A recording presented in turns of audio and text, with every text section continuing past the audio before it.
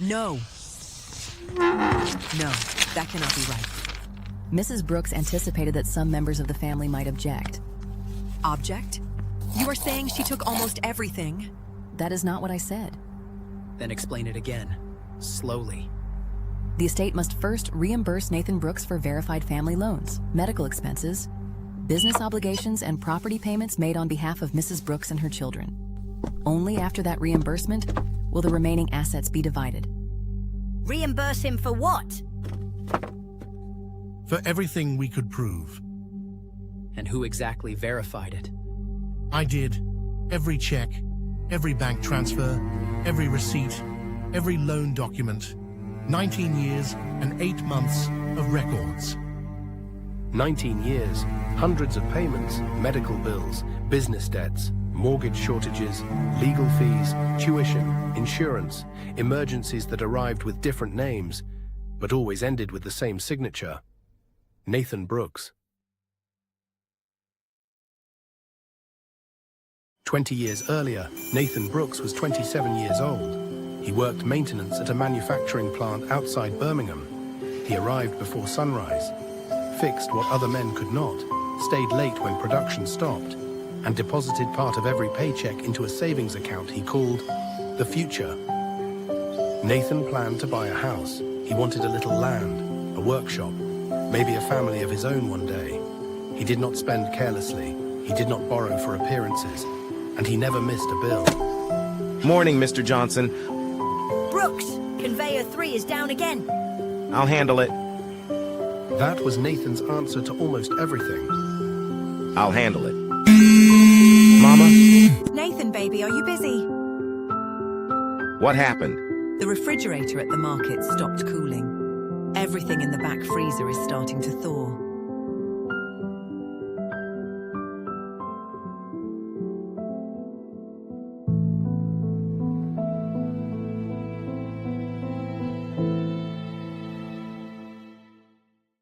Brooks Family Market and Catering had been part of the neighborhood for more than 30 years. It survived Nathan's father, a recession, 2 robberies, and more unpaid customer tabs than Evelyn ever admitted. But it survived because Evelyn worked, and when hard work was no longer enough, she called Nathan. The repairman wants $2,800 today. I can give him $800. How long before the food goes Maybe bad? 2 hours. Tell him to Nathan, start. I am not asking you to. Mama, tell him to I'll start. pay you back. I know. It was the first check Nathan wrote to save the family business. It would not be the last. Nathan, freezer repair. Nathan never saw where she stored it. And at the time, neither of them understood what that envelope would one day become.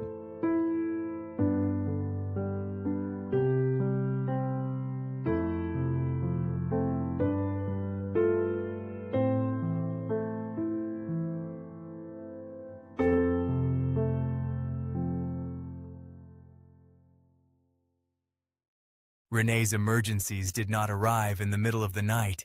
They arrived over lunch, properly explained, carefully organized, and always described as temporary. The divorce has frozen everything.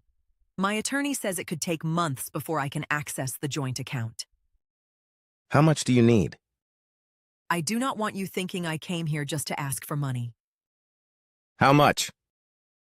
The apartment deposit is $3,200, and Kiara's tuition installment is due Friday. What is the total? Nathan, Renee, the total. $7,600. Nathan did not have $40,000. Send me the account sitting in a bank information. account. He had a I will repay retirement every plan, cent. a house fund. Take care of And years Kiara. of We'll figure out the overtime rest. He had converted into the possibility of a different Renee hugged him in the parking lot. By the end of that cried week, into his shoulder. The market stores were still drove away in a car newer than his. The taxes Nathan did not resent her, and Nathan's future had been empty. He only moved the closing date on his future. The family called it a temporary loan. Nathan called it helping his mother. But inside Evelyn's wooden file box, another envelope joined the others. On the front, she wrote, Brooks Market, $40,000. 4 years later, Nathan's savings had recovered. The house fund was growing again. Then Darius called at 2:13 in the morning. By sunrise, Darius was free. Nathan's house fund was not. 3 weeks later, Darius made one payment, $200. Then nothing. Nathan placed the receipt in a manila envelope. He wrote, "Darius, bond," and returned to work.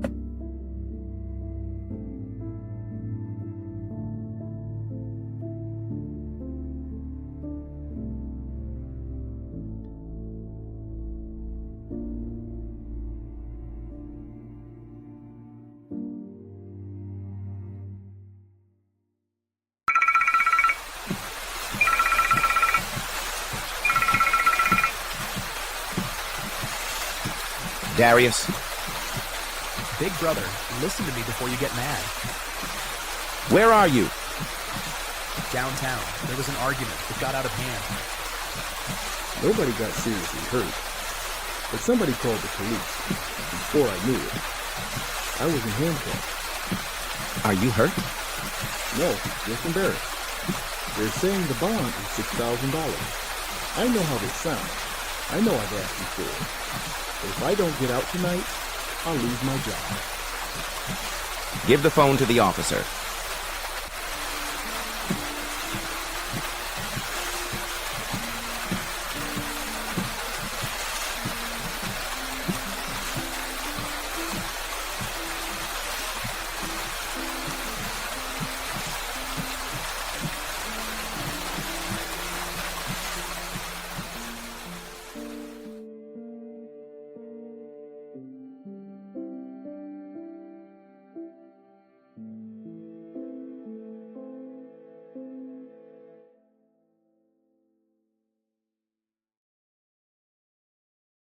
Years later, the market was still open.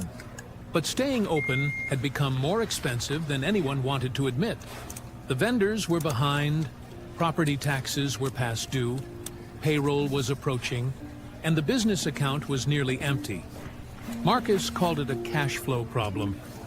Nathan knew what the family called problems, when they expected him to solve them. This is temporary. We stabilize the vendor accounts, bring the property taxes current, cover payroll, repair the equipment, and restructure the insurance. Once revenue improves, the business can repay everything. How far behind are the taxes? 3 months. 4, including penalties. And payroll? Friday. What is the total? Between the taxes, payroll, vendors, insurance, and equipment repairs, $40,000. It sounds worse than it is. The business has assets. It needs time. Nathan, my business accounts are tied up. I have obligations. But I can oversee the restructuring once we get through this period. This is not the time to make it personal. Please, both of you. Baby, How long will it much. keep the doors open? Business improves, Send me everything you owe, maybe 6 the taxes, the I really vendors, would know what to payroll, all of it. Marcus Market, provided the $40,000. strategy. Renee promised to contact the vendors. Darius said he would contribute when his next deal closed. Nathan was the only one who reached for a checkbook. By the end of the week, the employees were paid. The taxes were current. The vendors stopped calling. The market's doors remained open, and Nathan's future had been emptied. Again. Nathan smiled when Evelyn told him she knew he would know what to do. Back then, he still believed those words were praise. He did not yet understand that every time his family called him strong, they were giving themselves permission to remain weak.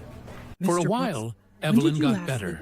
She took her medication at 6. Her strength The next returned. dose is at The 10. family called it Her a blood blessing. pressure was stable this Nathan morning. called it time. But time did what it always does. It kept moving. And several years later, the cancer returned. This time, the doctors did not use the word remission. Do not look at me like that. I'm still here. I know. Then stop looking like you are trying to fix the doctor. What did they say about treatment? They can slow it down. Maybe give me more time. But they cannot promise how much.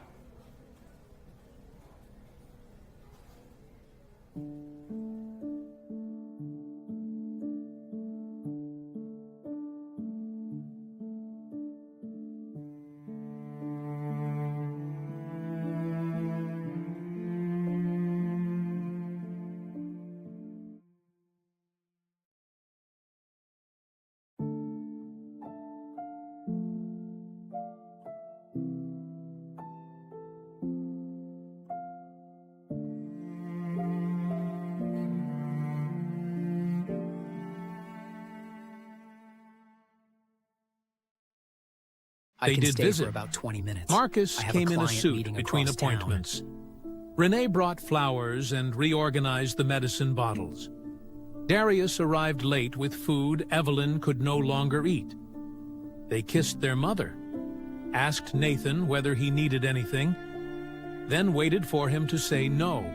She has been sleeping most of the We are day. here, Mama. We can then rotate meetings evenings. ran late. I will send it to the Children group. needed All rides. right. For 15 Business minutes, became urgent. the room looked like a The family. evenings returned to Then Marcus checked the time. She cannot eat Renee solid gathered food her anymore. purse. Darius I did not promised know. to return the next morning. I know. Nathan walked them to the door. None of them noticed the Are they blanket coming back folded on the tonight? sofa, or the pillow They said they beside would it, try. You are the only one who or has that been here Nathan every had day. not slept in his own bed for 6 She is my weeks. mother. I know. That does not mean you were supposed to do this alone. That night, after the house became quiet again, Evelyn opened her eyes and found Nathan sitting beside her. He was still wearing the same shirt he had worn that morning. His dinner sat untouched in the kitchen. His phone rested face down on the table. For once, there was no bill in front of him, no form to complete, no problem waiting to be solved. Only his mother. You did not eat. I am not hungry, Mama. Evelyn lived for 9 more days. Nathan measured them in medication doses, cups of water, clean blankets, calls from relatives who promised to visit before the weekend.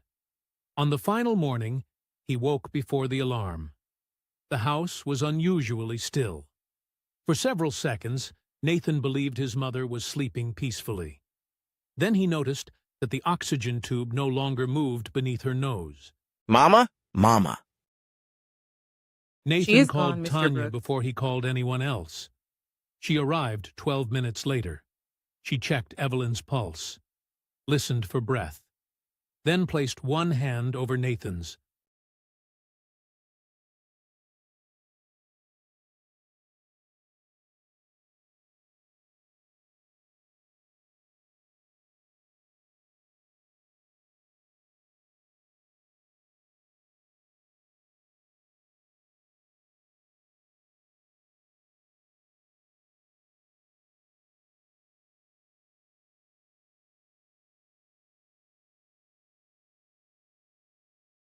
New Covenant Baptist Church was full.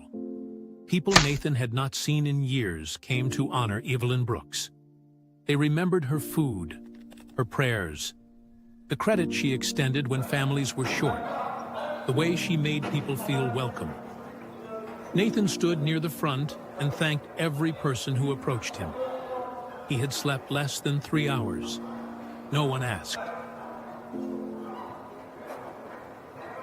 The flowers near the casket are smaller than the arrangement we approved. They are beautiful. Mama deserved better. Mama would have liked them. Some people love loudly. They announce every gift, every sacrifice, every burden they carry. But others love in silence. They pay what no one sees. They stay when everyone else leaves. They hold a family together without ever asking the family to admit it. The Lord sees what people overlook, and truth remembers what families sometimes forget.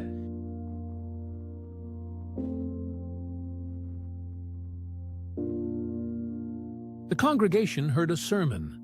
Nathan heard his life. Marcus stared ahead. Renee lowered her eyes. Darius shifted in his seat. None of them looked at Nathan. At the cemetery, Nathan placed one white rose on his mother's casket. He did not speak. He had already Do said either of you know what everything Mama that decided about the mattered while house? she was alive. Behind him, his brothers and sister whispered beneath black Not here, umbrellas. Darius. Scheduled Monday morning. We wait until then. I was only asking.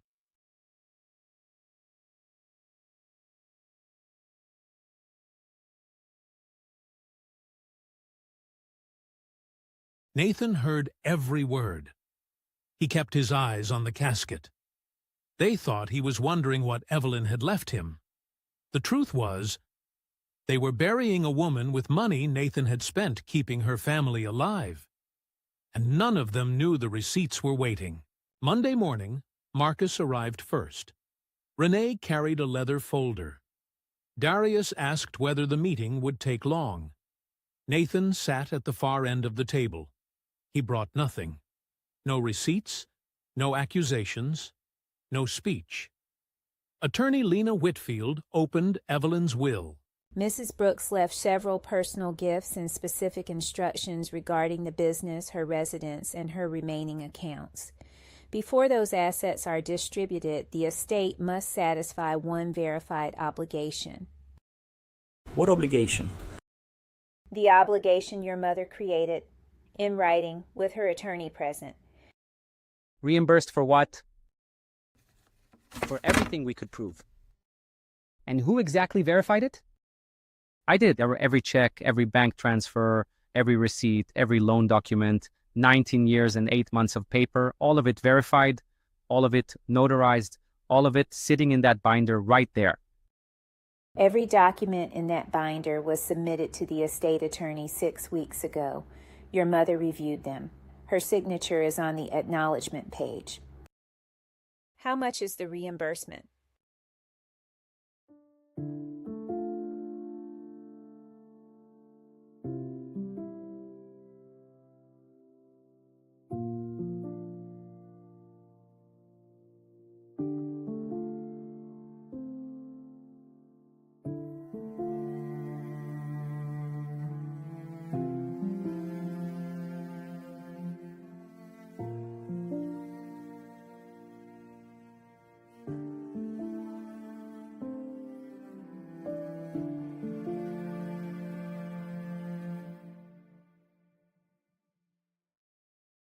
Nathan looked at the number, then at the envelopes his mother had saved. He had never added them together. He had only survived them one at a time. $386,420. Mrs. Brooks also instructed me to read a personal statement aloud. Nathan, if they are hearing this, I am gone. You spent nearly 20 years protecting this family. You believed I did not understand what it cost you. I understood more than I admitted. I let your strength become an excuse for everyone else's weakness. I cannot return the years. I cannot replace every opportunity you surrendered, but I can make certain the truth is not buried with me. You never asked to be repaid. That is why I made sure you would be. You were a good son. You were always a good son. Nathan lowered his eyes, not because he had won, because his mother had seen him. And after 20 years of carrying everyone else, being seen was the one thing he had never known how to ask for. Thank you, Ms. Whitfield. Your mother was very clear. The meeting. Welcome to Iron and Grace. I started this channel because I believe some of life's greatest lessons are found in the stories we live through, the struggles we face, the choices we make, and the strength we discover along the way. Here, you'll find stories about family, relationships, faith, struggle, accountability, and redemption. And while Iron and Grace speaks especially to men, make no mistake, these stories are for everyone. You'll meet characters from different backgrounds, cultures, and walks of life, because struggle belongs to no one group, and neither does strength. If these stories speak to you, welcome to Iron and Grace.